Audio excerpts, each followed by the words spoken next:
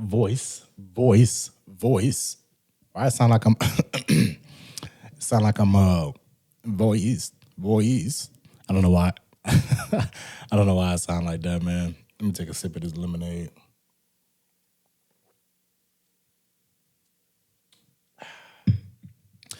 I don't know if that was a sip or not, but I took a sip. I hope y'all doing well out there. I can't even speak for real. I hope y'all are doing well out there. I want to welcome y'all to the Malik Scholar Podcast. I am and always will be your host, Malik Scholar. Let's see if I can remember these things right here.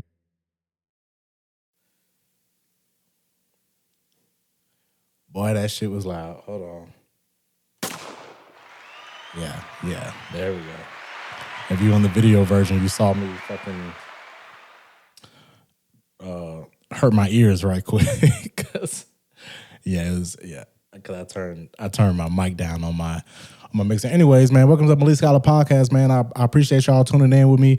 I hope y'all like the setup. It's not new. I've used this specific setup before, but I switched it up just a little bit because it's a solo pod. And on solo pods, I get into my bag just a little bit. I don't have nobody to interact with, so I interact with y'all, man. But let's hop straight into it. It's been a couple of weeks since I dropped a pod. It's coming towards the end of the year. We at the end of December. We in holiday season. Yeah, we're in holiday season, and it's a great time to cap off the year. Because I'm almost positive that there's going to be another episode before the end of the year. If I can speak today, my God. But I think there's going to be another episode before the end of the year. I hope so if I can get it out. I've been really, really, really, really busy. But I'm also trying to take this pod to a new level. I'm trying to take this pod to a new level in the next year. If you're watching on YouTube right now, subscribe. If you're listening on audio, hop over to the YouTube and subscribe. This should be episode 56. I don't know why I can't remember these things. I'm very organized, I promise, but I don't know why I can't remember the number of these episodes. But let's get straight into it. A lot of music dropped in the last couple of weeks I've been listening, but I don't want to talk about all of it because we just got a lot of stuff to get to. So let's start with 21 Savage. Let's just get straight to it. 21 Savage dropped his album. It's called What Happened to the Streets. And a lot of people didn't like the album, but right now I'm going to put on my Atlanta cape. I'm going to put on my 21 Savage cape because I like the album. When I go into Apple Music, into the search bar, and type in 21 Savage, I know what I'm expecting from 21 Savage. I'm not going in Apple Music, typing in 21 Savage to critique his rap ability and to critique his bars and his and things that I'm not worried about when me personally, Malik Scholar, is listening to 21 Savage. I listen to 21 Savage specifically because I like the entertainment and I like the way he raps. And sometimes you got to get into that mode sometimes. Y'all know what I'm talking about. Y'all know what I'm talking about when I say you got to get into that mode. If you're listening to 21 Savage, you're getting into a certain mode. If you're listening to Pooh Shiesty, hopefully if I remember that I just said that, we're going to get to his first day out freestyle.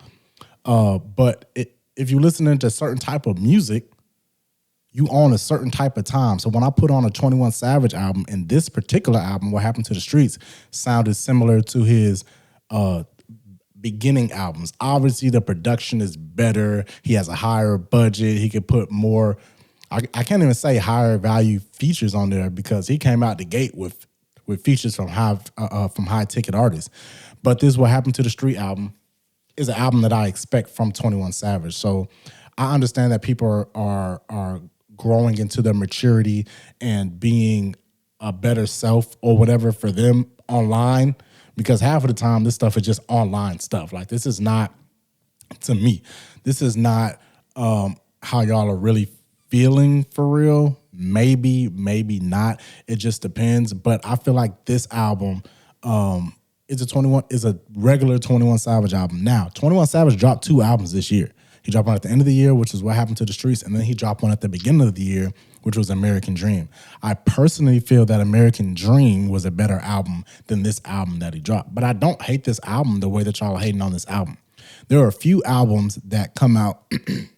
There are a few artists that come out that I'm gonna listen to their albums no matter what, and I'm gonna feel a certain connection, even though I don't have a connection. It's not like a parasocial relationship or anything like that, but certain artists I will listen to and have a connection with because of how I started listening to the artist. And 21 Savage is one of those artists. So what I mean by that is when I first started listening to 21 Savage, it was about 2015. It was about 2015. He ran around with Key and McCone and all them in Atlanta and stuff. And he dropped a song on some mixtape. It wasn't Red Ops. It was like some, you used to have your singles put placements on like DJ mixtapes and stuff to get them played and to get the songs played. So it was like one of those collaborative tapes or whatever. And he had a song about the it was Guwap, Free Guwap. I think that was the name of the song. It was like Free Guwap, Free, I'm a mobster. That's the, classic 21 Savage flow. But I heard that, it was in the car. My partner Rod, he had like 212s in the back. If y'all know what those are bass speakers in the back, but he had like 212s in the back, and he played that 21 Savage track. And I think it was called the Free Go Up tape. I don't know. I really don't remember. But that's when I first heard 21 Savage. And he was basically an underground Atlanta artist at that time. Like he wasn't a very much known artist. You seen him in the clubs and stuff performing. But I heard that and I was like, man, it's hard. So I started listening to everything that he dropped from that moment or whatever. And I had stopped listening to him for a little bit because he didn't drop anything immediately. It was just like his old stuff, and I was just catching up on the catalog. But then he dropped Savage Mode, the first one, with Metro Boomin, and it had X on it with feature, all that stuff. So that's when his rise started going up. And sometimes, only with certain artists, there's only 21 Savage, Migos. That's really it. 21 Savage, Migos, and J. Cole. Those are the artists that I feel like anything, but J. Cole's on a different stratosphere, but I started listening to J. Cole before he was like J. Cole for real. Like he was popping, but like this was like the warm up, come up type days, like before I even was supposed to be listening to music. So I always just listen to them. But of those three artists though, I'll listen to anything that they drop and I really won't critique it too hard. Like, because I have a different relationship with that music. And y'all can't say out there, whoever listening out there, y'all can't say y'all don't have specific relationships with music. Not really the artist itself, but the music that you're gonna put a cape on for, that you're gonna make excuses for. Basically, that who cares if this album is bad? I'm gonna still listen to it. Migos get that from me, 21 Savage get that from me, and Cole get that from me. I don't really care. But what happened to the Streets? Let's just go objectively. Yeah, it's not his best album. It's probably down there with like his mixtapes and stuff. It's not his best album. I don't think it's his best album, but it's a good listen. Like the first song came on hard. He had a few. He had a song with Lotto on there, that Pop It track. That was cool. I think hot take. I think Lotto walked 21 on Pop It. I don't know. I'll just say, well, I do know. She walked 21 Savage on Pop It. I ain't gonna hold you. He had the single with Drake. It's not a single, but he had the song with Drake, Mr. Recoup. Acquired Taste. Drake is obviously one of my favorite artists, and I will listen to anything Drake drops. But this wasn't his pocket. This wasn't 21 Savage's pocket either. So it's kind of like, but I'll still listen to them. So I listened to the song 3 or 4 times. I don't know. I just don't really get jiggy with it, but it's not to say that I won't listen to it, but I just don't get jiggy with that track. I just don't really like that track. But if it comes on, I'm not gonna say turn it off. That's how I feel about it. But I like the trend where I like the trend of music where it's going when these artists are dropping these albums that it's a concise album. They release 14 songs max. I like that trend coming back because albums used to be like this back in the day. But I love that trend coming back because one, it doesn't take me a full road trip to listen to the album, and also I can usually when that happens, not all the time. Usually when that happens, the artist usually has a big mix of songs to pick through, and they usually pick the best ones. So say like for instance, a Chris Brown, if Chris Brown took Heartbreak on a Full Moon, which is like 30 something songs, and broke and took all of those songs and picked 13 out of them, that would be a phenomenal album. Because I think that album goes like 28 for 34. Honestly, I don't know. I forget how many songs on the album because he was like releasing different versions of it. But if he would have took those songs and then put it down to one album, it would have been it would have been one of the greatest, like one of the greatest albums. I mean, you can pick 13 songs off of any Chris Brown album for real and go crazy. But I like the trend that's coming back where artists are not shoving 40 songs down your throat. Pause. And I really, really, really, really, really do appreciate that. But What Happened to the Streets, 21 Savage, if you haven't listened to it, I'd advise you to check it out. I mean, obviously it's Christmas time and he's talking about murdering and killing, but 21 Savage said this at his own mouth, man. It's entertainment, like just like you go watch Gladiators or Game of Thrones or something. You listen to it for entertainment. That's what I listen to 21 Savage for. I don't listen to 21 Savage to grab a journal and a pen and write down a thesis on what he's saying. That's not the artist that I do that to. I really don't do that to any artist, but if I had to choose one, it wouldn't be 21 Savage. Let's be real. All right. But What Happened to the Streets is out. Go listen to it. It's real. I think it's real fire. More music came out. Yo, I'm a real R&B head for real, and I say that, but don't try to like, oh, well, what R&B album came out this day? It's not even like that. I just like R&B really heavy over any other genre. You may think it's hip hop because my favorite artists are hip hop artists, but R&B is like where I like to vibe out, mellow, chill, like that's my bag. So all the R&B releases that's been coming out, man, I mean, R&B's been on a tear this year. I'm talking about a real tear, and I hope it continues on to next year. I know that the Billboard space for hip-hop or for rap just in general, they haven't had like a rap song in the top 20 since like 1990. This is the first time a rap song is not in the top 20 or whatever. I don't look at it as the numbers. Billboard is a non-factor most of the time to me. Like if you look at the Billboard charts right now, it's all Christmas songs, but people, they're listening to Christmas songs, but like passively. We're gonna get back to Christmas songs in a second, but they listen to Christmas songs passively. So on the Billboard charts, they're gonna dominate because that's what's going week after week, right? But Billboard does not. I've said this before on previous pods, but the way that they calculate streaming numbers versus physical copies is just asinine to me. To me, it's just asinine. Like before, you counted a physical copy as a physical copy, and that was a sale.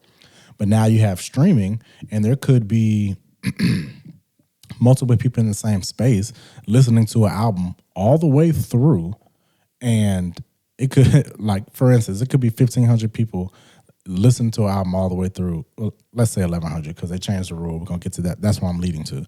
But it could be 1,100 people in a room listening to an album fully, and you won't even get one equivalent physical sale for that album if 1,100 people listen to it. So you won't get put on the Billboard charts because it's not even counted as it's not equivalent to one full listen. Now, how does that really sound as an artist that wants people to listen to their music, but then you look at and they put out an album and then they look at their numbers and their numbers say you have one stream for that album, not for the song, but for that album, you have one stream. I mean, one sale, one physical album sale. It's like, what? Like a physical album sale back in the day was, I'm going to say back in the day in my age. I'm 28, so the back in the day in my age, so like mid-2000s. It was like $10 to $15. Bro, 1,100 people just listened to this album. What are we talking? 1,100 people just listened to this album. You can give me $15 for that? Theoretically, because in actuality, they're not giving you that for that many listens anyway. It's like 0.0000006 cent per stream. But I say all that to say, Billboard just changed the rules to favor the album sales just a little bit more. So they decreased the number of listens or streams to count towards a physical sale. So it used to be around, I'm getting these numbers wrong, by the way, but it used to be around 1,500 sales. to equip 1,500. So they do it in two ways. They do ad listen. Excuse me. They do an ad listen and they do a premium listen. So an ad listen is you're listening for free, like a Spotify or YouTube or something like that. And a premium listen is you're listening on a paid service. So YouTube Music, Spotify Premium, Apple Music, Pandora Plus, Tidal, all of these streaming services that you pay for as a premium listen. A premium listen counts more than a free listen, which to me is asinine too. It's the same listen, but you're giving more precedence to, you're giving more weight to the premium listen than you are the free listen.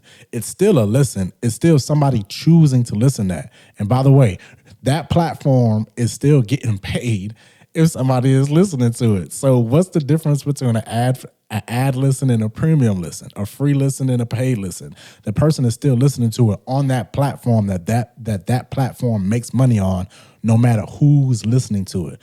I guarantee you most of these platforms would prefer if everything was ad-based, because then everybody will be pushed to one sector. If 300,000 people, I'm just using 300,000 as a whatever it's called, but if 300,000 people were listening in total, and all 300,000 of those people were listening for free, that means that company can go to the ad company and be like, hey, or the company that needs to sell a product and be like, hey, 300,000 people are listening to this. This is where your ad is going to go. Here's the price. I'm going to charge you more because this is a high turnover, whatever. Versus 150,000 people, 100,000 people listening for free and 200,000 people listening on premium. That means if a company wants to sell ads, they're only selling ads to 100,000 people, which the price for that ad in that platform goes down versus on premium where those 200,000 people are paying. And I know that, they pay every month and things like that, but that fluctuates so much. The company would just rather sell ads to you. I mean, that's why things are free, so they can sell ads to you and collect your data and all that good stuff, right? So circle back. Let's come back, y'all. Everybody take a breath. Let's come back. So Billboard changed the rule. So now it takes less listens for each one, for premium and free. It takes less listens to count towards album sale, but it's still over 1,000 streams to count as one physical album sale. So let's circle it back again. 21 Savage, what happened to the streets? He's projected to sell 53,000 albums. He's projected to sell 53,000 albums. That is not much in this day and age, but we always think about how much a person sold first week based on what we used to know people were selling first week. We used to think about physical copies all the time. Lil Wayne, Carter 3, he sold over 1 million copies the first week. Those were all physical sales. People walked into the store and bought the album. Those were all physical sales. Right, this was 2008. Drake, Take Care, 2011. He sold, 900,000 copies? It was between 600 and 900. I can't really remember off the top of my head. But he sold multiple hundreds of thousands of copies first week. Physical copies, right? I can name artists after big artists after big artists after big artists after big artists, right? Obviously, the music has gone through an inflation period. Well, deflation, I guess. Well, no, I guess it would be inflation. An inflation period where these numbers are not equivalent to what they used to be. So why are they counting as equivalent to what they used to be? Let me know if I'm not making sense. But why are these numbers counting as equivalent of what they used to be when they are not what they used to be? If Lil Wayne sold 1 million first week and he doesn't hold the record, but if he holds the record for most albums sold in a week,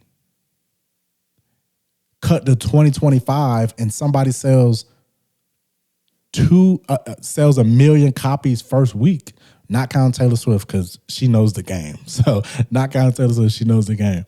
And then they hold the record. But it's not, well, they're right under. So say they sell 900,000 copies first week in 2025. You would say, oh, they're 100,000 under Wayne. But in reality, they're not. If you really want to tell the truth, in reality, they're not 100,000 under Wayne. Wayne would have sold 1 million copies first week, actual 1 million copies. But for this 2025 artist to get to that 900,000 album equivalent streams, whatever 900,000 times 1100 is, that's how many people actually listen to it. Billions of people, hundreds of millions of people listen to this thing, chose to grab this album and listen to it. So technically, the 2025 artist would be at a higher clip, but the way that it's counted now, it wouldn't be. These two things aren't equivalent and shouldn't be should not be lumped in a thing together. That's all I'm getting to, man. The music industry is not what it was back in the day, which is fine. I'm all for progression, but we got to progress the right way. Like, we're just out here throwing willy-nilly stuff around, telling people what they did and telling people what they want did. Like, if Billboard can just change the rule just like that, that means they dictate what happens in the music industry.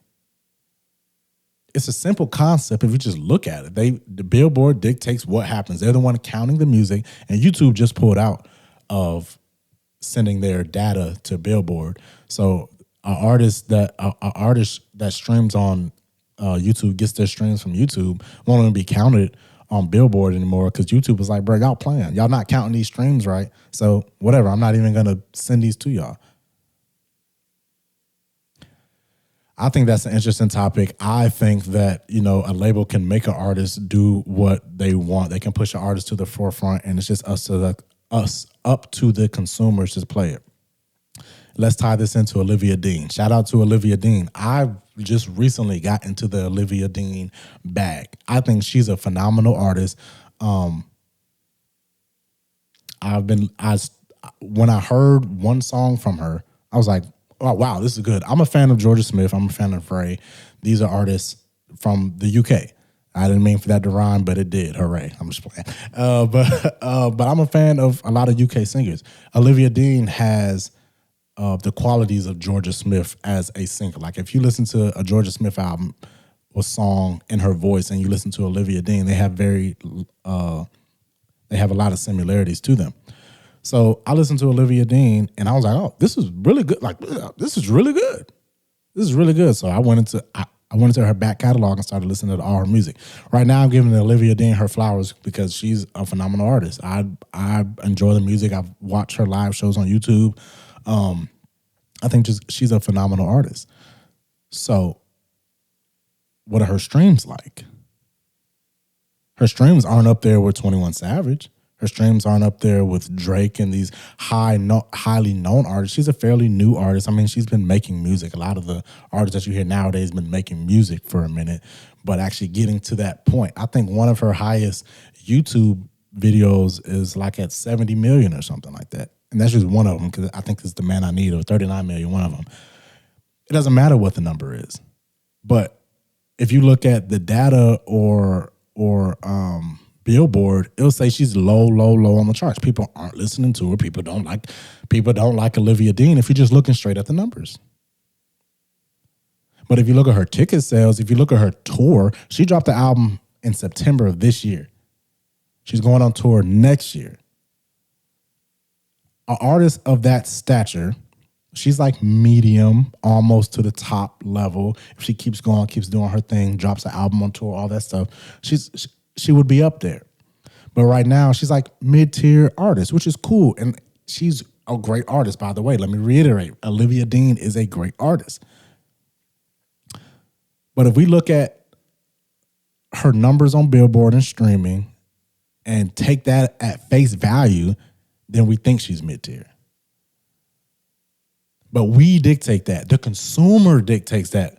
The people that count what the consumers say don't dictate that. The consumers dictate what artists we like and what artists we don't like, what artists we'll go see and what artists we won't go see. So when we look at Olivia Dean's tour dates in arenas, not theaters, not amphitheaters, not clubs, arenas, them things sold out. Them things are sold out. I don't know if y'all know how many seats are in arenas. It can get big just depending on what state you're in. I'm in Atlanta. We got the State Farm Arena. I think it holds more than like 18,000 people. Let me double check that because I don't want to. I don't want to get that wrong. State Farm Arena. So State Farm Arena holds 16,000 people, right?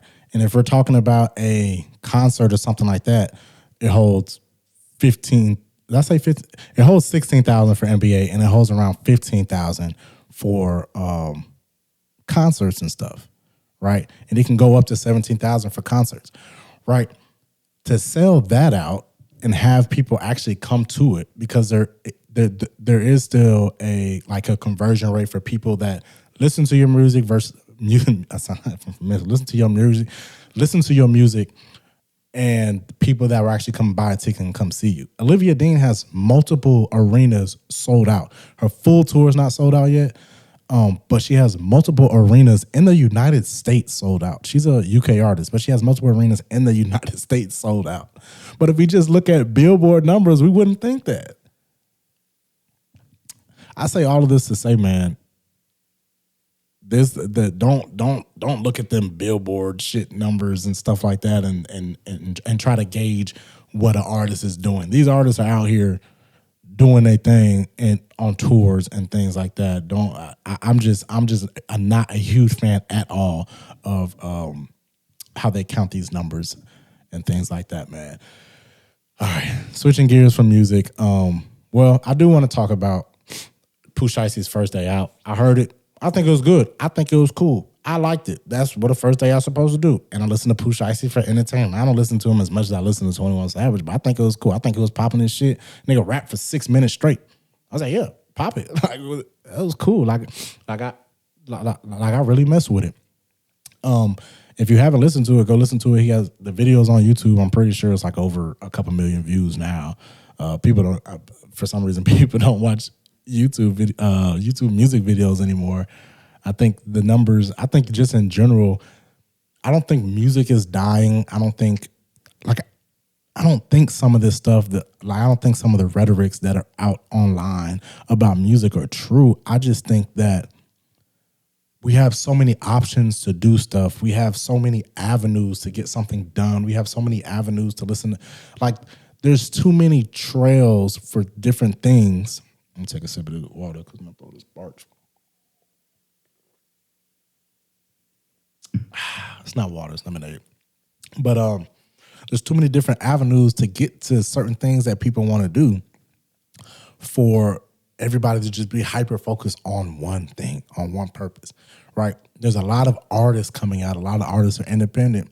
So instead of back in the day where you just listen to 1, 2, 3, 4, 5 artists all the time, now you have 500 artists to listen to, and people are listening to them.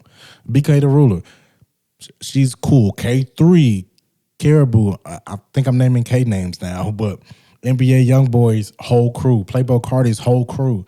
You know what I'm saying? Like, you don't just have one artist now. You have 1,000 different artists to listen to. So the numbers, I feel like, are still the same. They're just getting spread out because the population in the world hasn't gone down.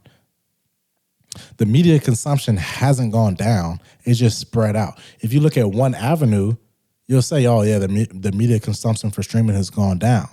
Take Netflix, for example. We're going to get to the Netflix Warner Brothers acquisition in just a second, right after this.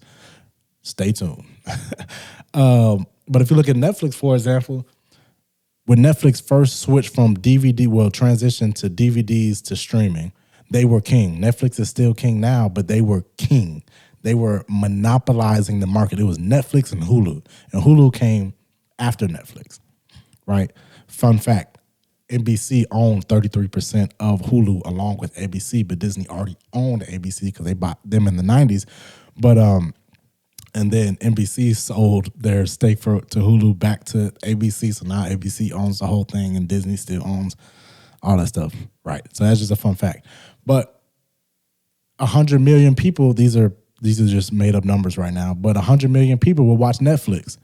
That's the only thing they had to watch. They either had Netflix or Hulu. They watched Netflix most of the time because they had top tier shows on. Netflix bagged the license up real quick. They bagged the licenses for Friends, The Office, all this stuff back in the day. So that's where you can watch that stuff, right?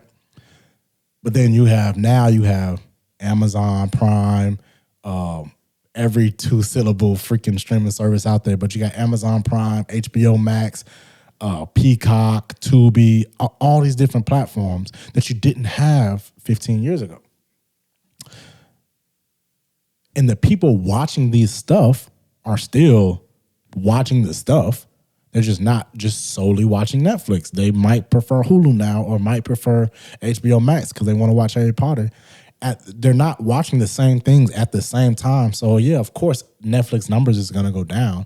You're not, and then some people on the surface might say, "Oh, media consumption is going down. Netflix users only watch X amount instead of 100 million now." But no, that 20 million that shifted off of Netflix just got dispersed into the other ones. Now, if you take all of these numbers and put them together, you're going to probably get a higher number. So that's what I feel like is happening with the music industry too, man. It's not, people just aren't fixated on one artist anymore. Maybe at the when they first released something like Taylor Swift, Beyonce, Drake, these big names, Kendrick, these big names that release something, yeah, when they first release it, everybody's focused on them. But after a week or so that's passed and they're not doing anything, then boom, they're going back to their daily lives, listening to they BK the Rulers, they Sabrina Claudios, they artists that they actually like, that they have better access to. Because I know I keep naming BK, but that's just an underground rapper that I'm thinking about right now. But a show for her might be at a theater, a 300, 400 capacity theater where you have a good view. And then afterwards, a meet and greet, you actually have a viable opportunity to meet the artists that you like, compared to a Drake where it's a 60,000 a 60,000 seater stadium. Well, Drake hasn't done stadium, so let me say Kendrick. Compared to Kendrick, where it's a 60,000 seater stadium where you're up in the rafters, you can't really see them. And if they do a meet and greet, it's only the first 200 people, 200 out of 60. For like, you won't have this relationship. But yeah, man, I just think everybody has an opinion about something and never looks at the big picture, and everything has no context with it. So people just don't understand. They just read the headlines and go with that off rip. Like that's just not the way the world works. And that's why some people fall for some things and some people don't fall for some things. And I think everything is nuanced, and you need to actually dig into what you're listening to or looking at to actually get the real knowledge of what's going on, if you care. But if you don't care, your input is not needed. A lot of input is being given from people who don't really care, just want to be in the conversation. And I don't think that's okay. But let's talk about Netflix acquiring Warner Brothers, just Warner Brothers, not Discovery, but right now it's called Warner Brothers Discovery. But let's talk about Netflix acquiring Warner Brothers, man.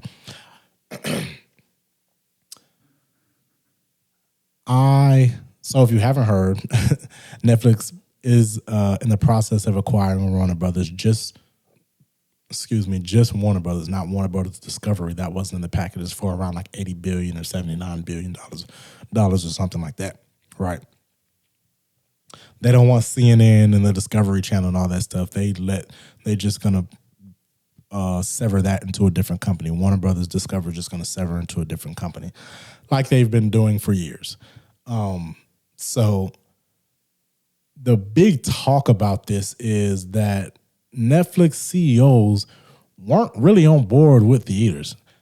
I love going to the movies. I love going to theaters. I like watching movies in a big setting. Like, I think that's fun, and I think that's needed.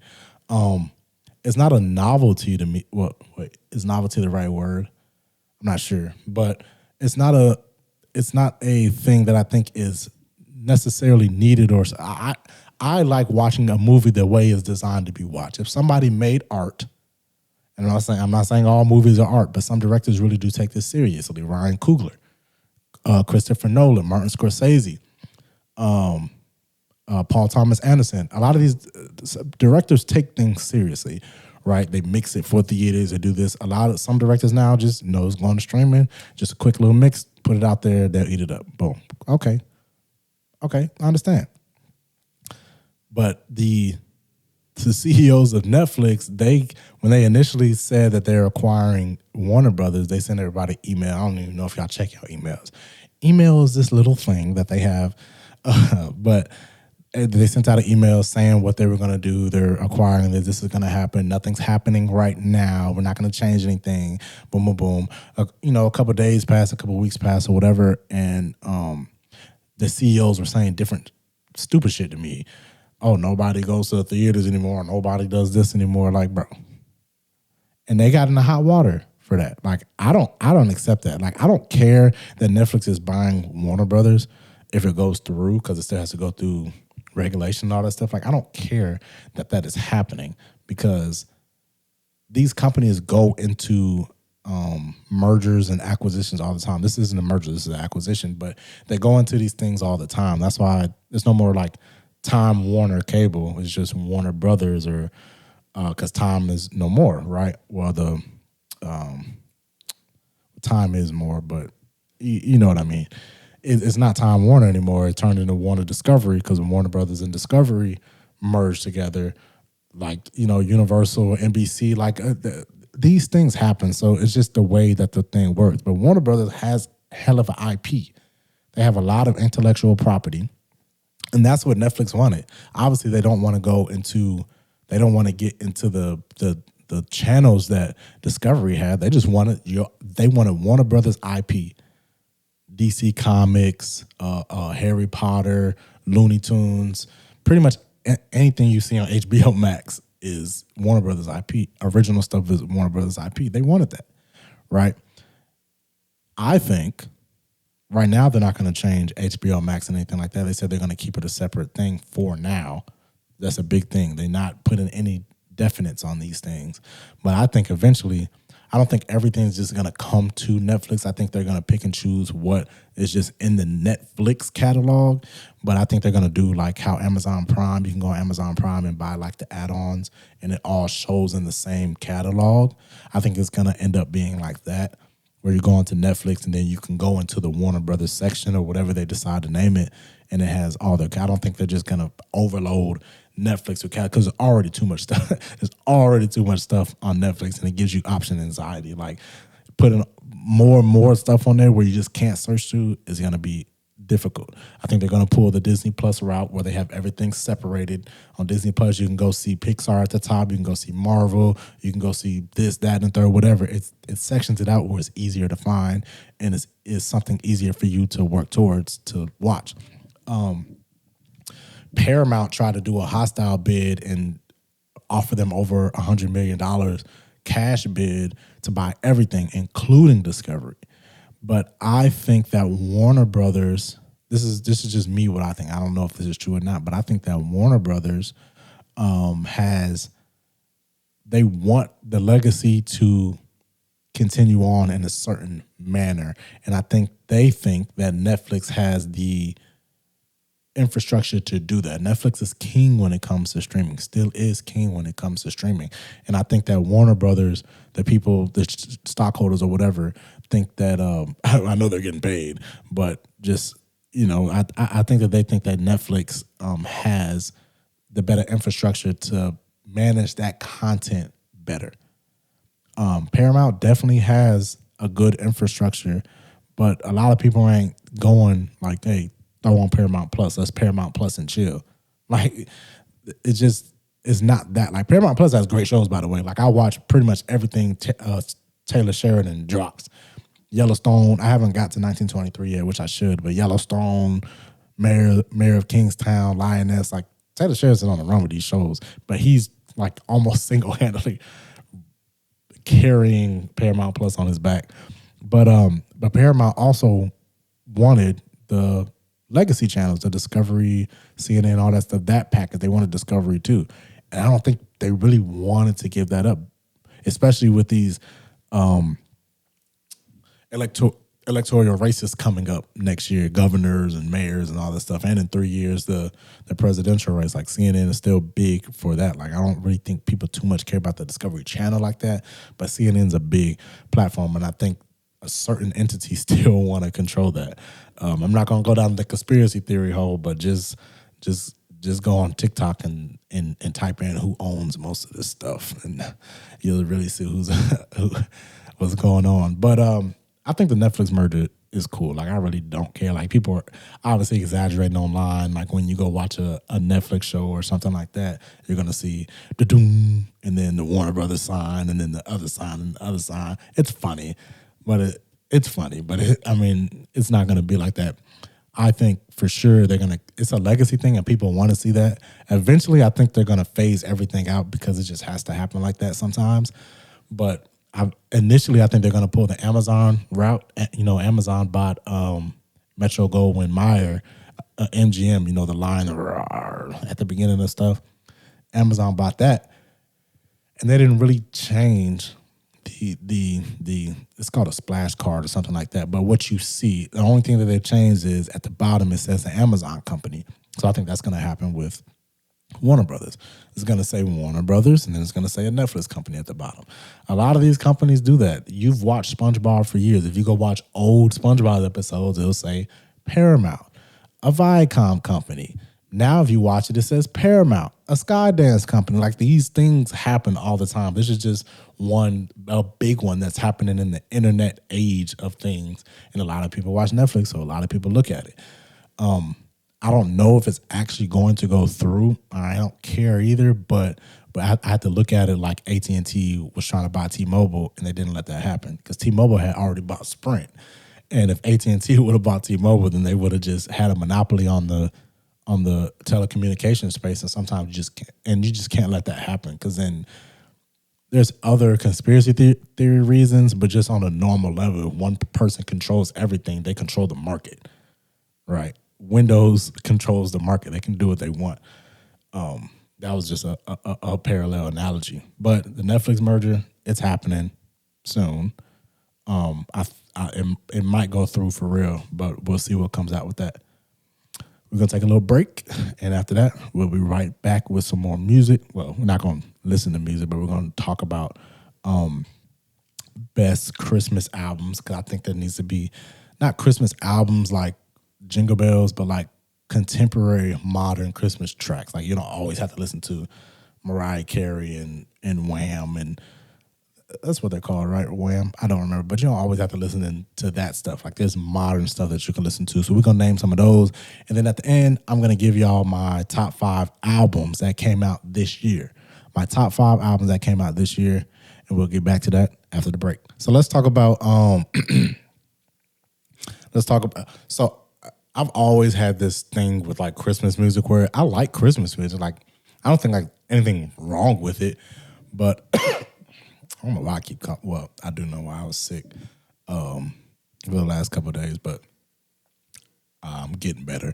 But Christmas music in general I like, but there's a lot of every year is always old Christmas music and Mariah Carey. And I love the song. Don't get me wrong, I love the Mariah Carey song, but there's more stuff out there. So usually like on Instagram, if you don't know my Instagram, you can follow me at Skylar Media.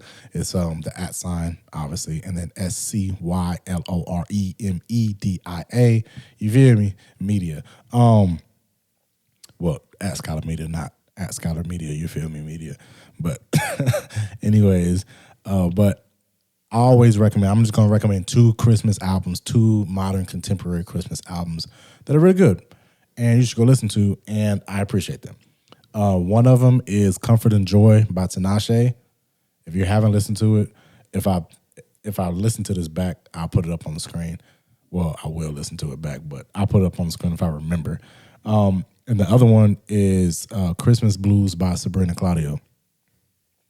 That's 20 songs right there. It's probably more than 20, but that's 20 songs of contemporary Christmas music, and I think it's really good. Like I like a good moody Christmas song. Like I don't need to hear the vinyl cracking on every Christmas song. Like I can hear a good studio quality production for a Christmas song, and that's what I like. So go listen to Comfort and Joy by Tinashe. I think they came out like 2020, and then Christmas Blues by Sabrina Claudio, which I think came out like 2 or 3 years ago. Yeah, go do that. All right. So before we end this podcast, we got 2 more topics. I was on Twitter just scrolling, and somebody was like, it was a highly engaged post about, it was a girl that posted it. It was a black girl that posted a TikTok, and she was like, why every time I turn on the TV for a black show, it's always the black people drug dealing, killing, murdering, always doing something wrong, always doing something illegal. And she was like, there's no positive. And she doubled, tripled down on it. She was like, there's no positive black show on TV that she can't turn on TV and it's a positive black show showing. Like she can't find it. And everybody was agreeing with her. The consensus was, yeah, you're right. But it's just not true. I mean, that's what we champion. Most people that watch black shows are black people. Culture gonna fuck with culture. But the thing is, like, there's definitely 100% more.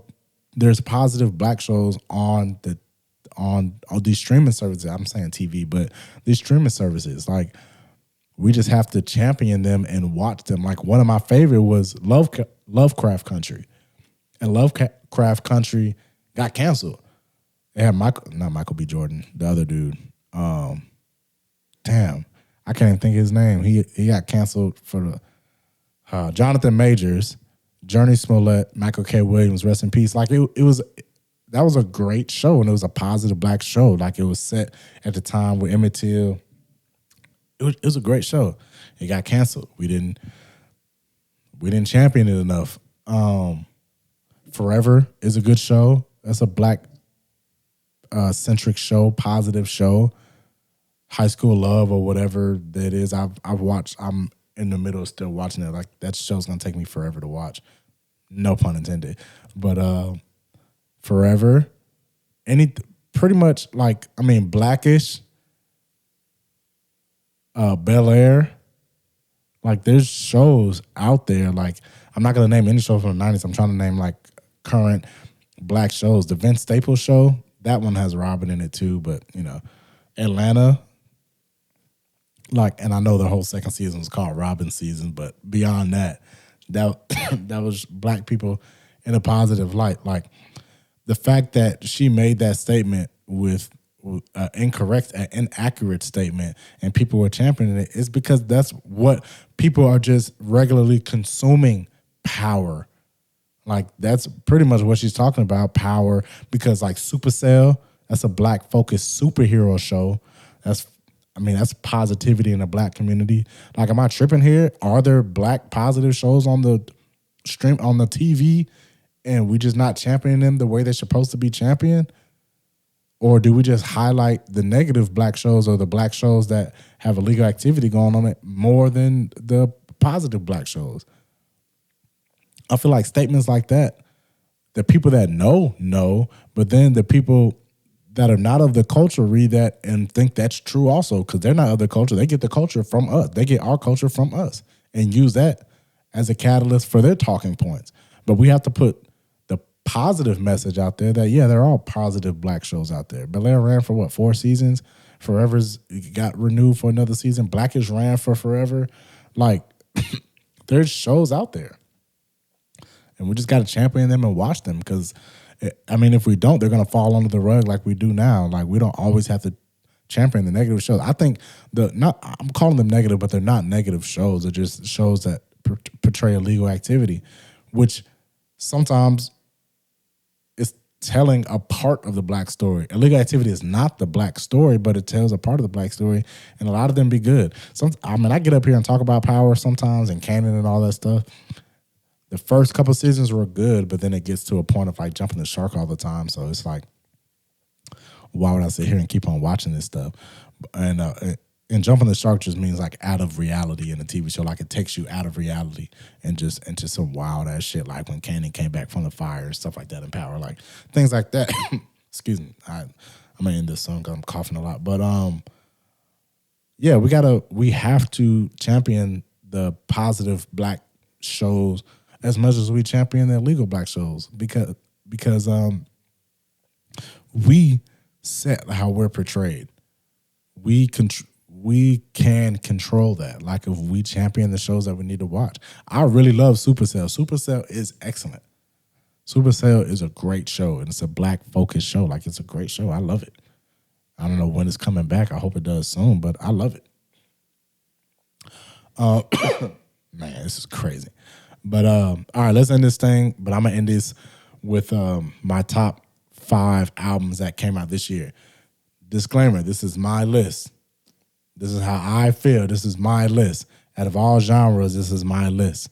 All right. So this is Malik Skylar's top 5 albums that came out this year, 2025. I'm gonna start with number 5. Number 5. Hurry Up Tomorrow, The Weeknd. If you haven't heard that album, great album. Number 4. Solace and the Vices, Bryson Tiller. Yes, sir. Yeah, it's fire. Number 3. Let God Sort 'Em Out, Clips. Yeah, fire track. Fire album. Number 2, Some Sexy Songs for You, Drake, Party Next Door. You thought it was going to be a 2025 where Malik Skylar didn't mention Drake, but you was misunderstood. Yeah, we going to mention Drake this year. He had the number 2 album for me this year with Party. I think the album is fire. If you follow me on Instagram, you've seen my what is it? Not Spotify Rap, 'cause I use Apple Music, but my Apple Music replay, 2025. My top song this year was Deeper, which, whatever. I don't think it really was, but I guess since the beginning of the year, but the album is fire, still in the rotation, some of the songs. And then my number 1 album of 2025 this year was The Art of Loving by Olivia Dean. Yes, sir. Let me give that a round of applause, man. I don't even know if that's loud enough. Yeah, I don't even know. Yeah, there we go. Yes, sir. Yeah, if you haven't heard that album, man, that's a great production. I love albums like that, like just instruments and crooning and hype song, just hype enough songs. Like I love albums like that. I think she's on her way to being a very, very, very, very big star.